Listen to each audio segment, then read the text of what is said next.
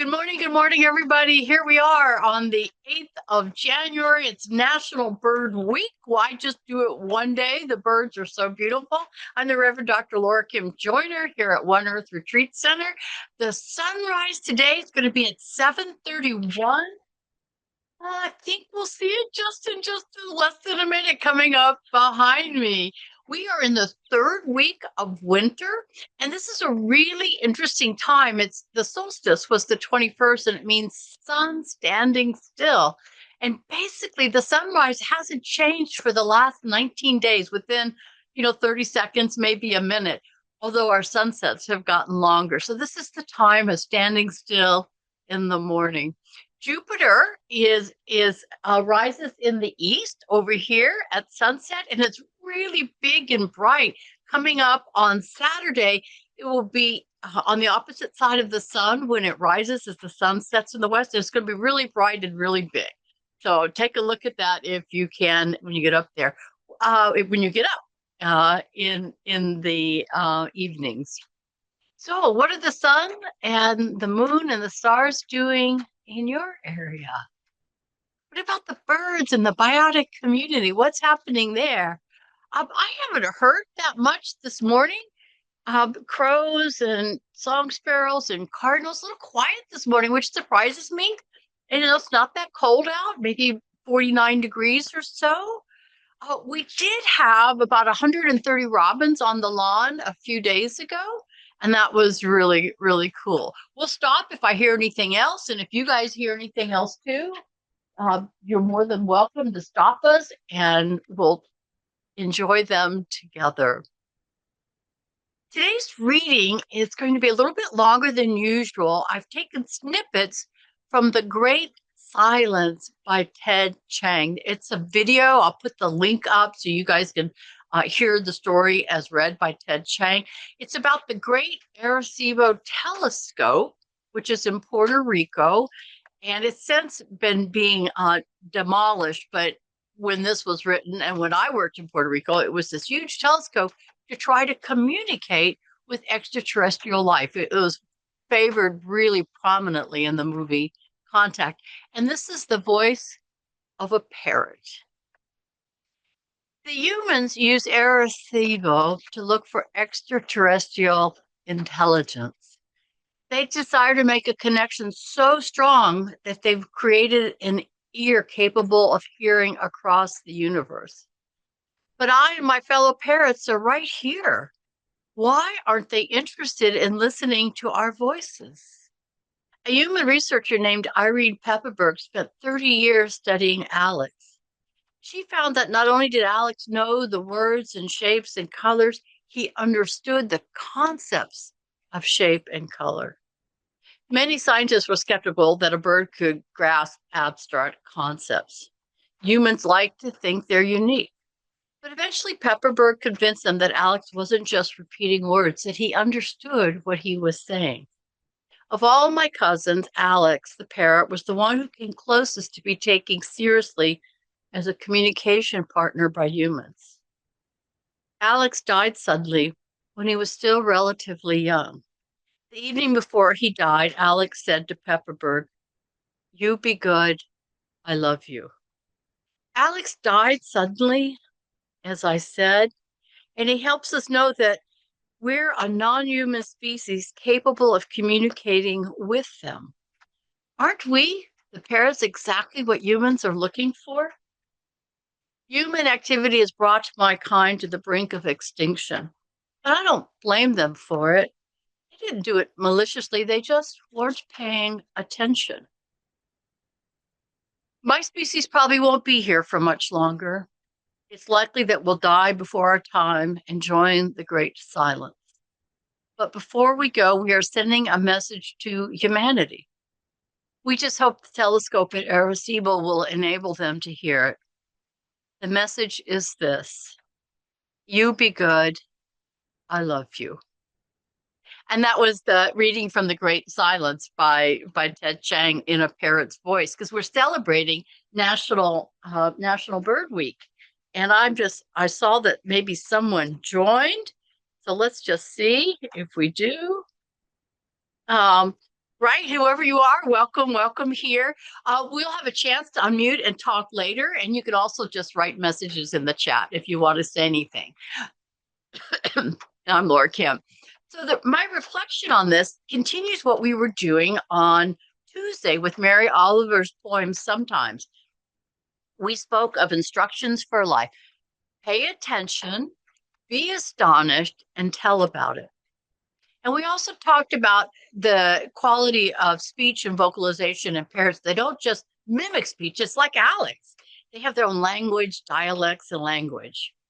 And we have recently, through Irene Pepperberg's work and a lot of other work, that we're paying more attention.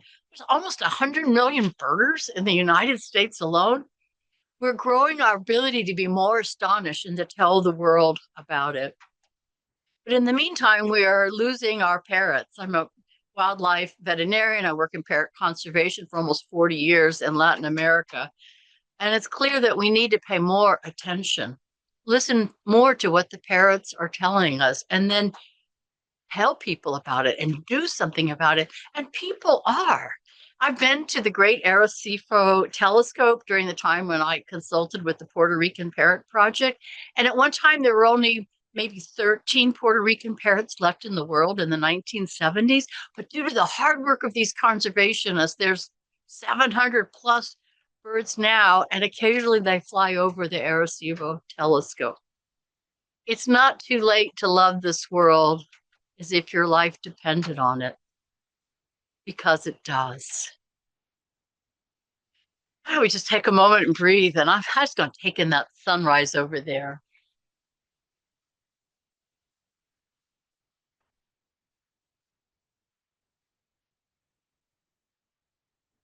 You got the fog back there. It's just lovely.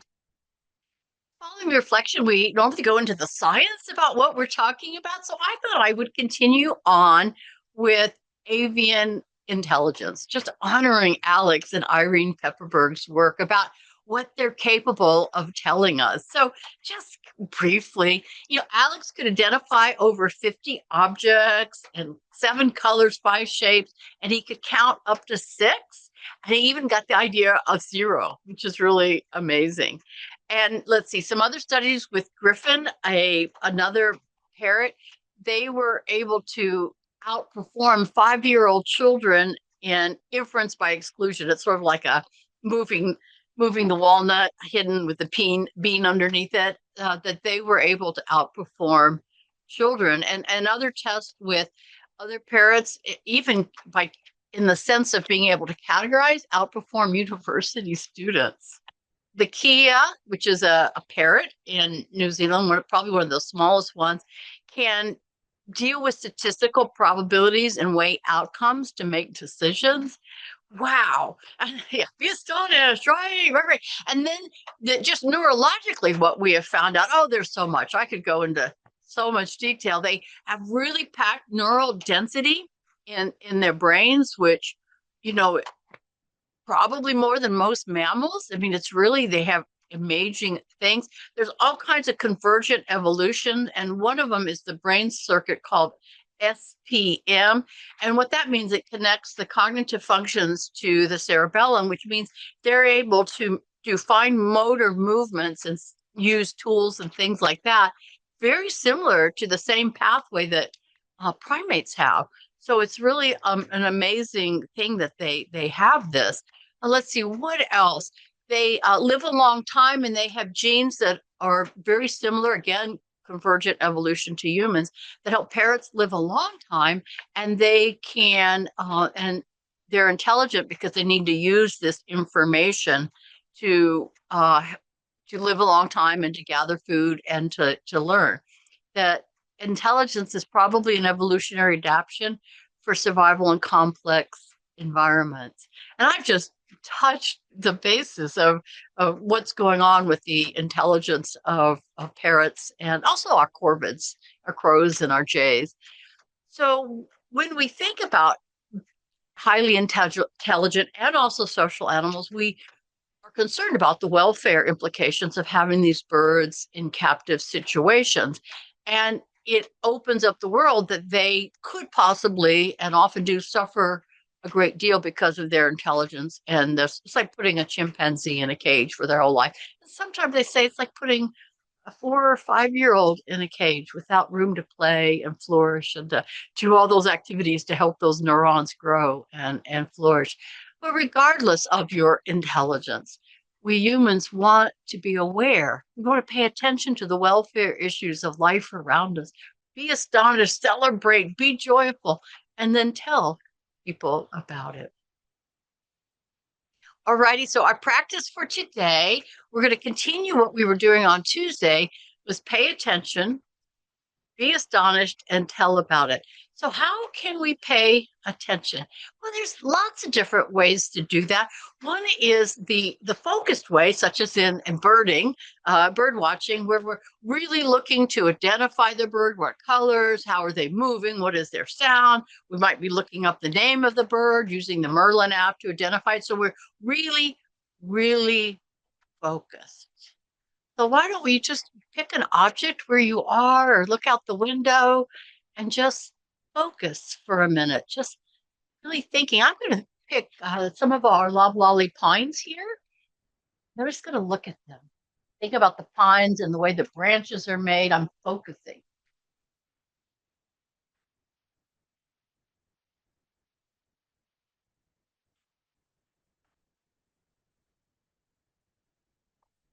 Looking for different species of trees, perhaps, and the leaves and the buds. So I'm focused. I'm focused on it. And then another way to pay attention is the softer gaze. You can open up your eyes a little bit, breathe deep, and maybe not let the chatter in your brain and trying to figure things out.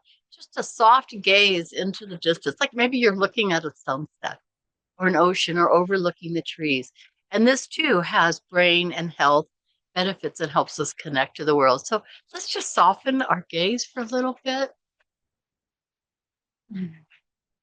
Not thinking much, just taking it all in.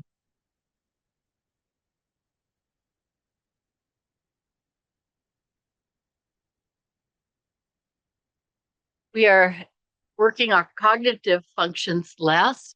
So the other parts of our brains have a chance to make synapses and talk to each other and integrate. And that subconscious deep knowing that we know has space. And then the other way to pay attention is look shit up. Go look up. What are the birds doing in your area? How smart are they? What are the trees doing? What is the weather doing? What are the stars doing? What's going on in your biotic community? And that's a way of paying attention too, is to learn, learn, learn. So focused gaze, soft gaze, and looking things up. The second step was be astonished, and we worked on that on Tuesday. Wow, just be the space to be astonished. And the last stage is to tell about it. So perhaps you can make a promise or a commitment or invite yourself to, share this video, share that it's National Bird Day or Bird Week. Some of the facts maybe you've learned today or that you already know or some of your experience is go tell people about it and ask them about their experiences as well. Share the story of this one beautiful world. Or you could tell about it to the birds. You just talk to the birds and trees, even say it out loud. Say that I see you. I hear you. What are you saying? So you can tell about it to the birds, and you can tell the birds in the world what you're experiencing, what you hear them say. You don't have to say it out loud. It's a relationship. We're always in relationship. We're in conversation, whether it's verbal or embodied, or just with our physical presence. And then go back and repeat the first step. Pay attention, be astonished. Oh, great. So we're coming up towards our end here. We were pretty scientific today. I have not seen a lot of birds today. Again, it surprises me because it's so warm.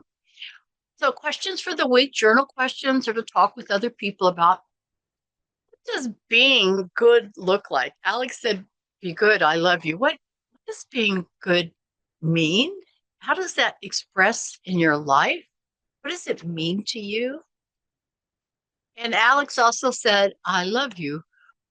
What does love look like? What does it mean to express that?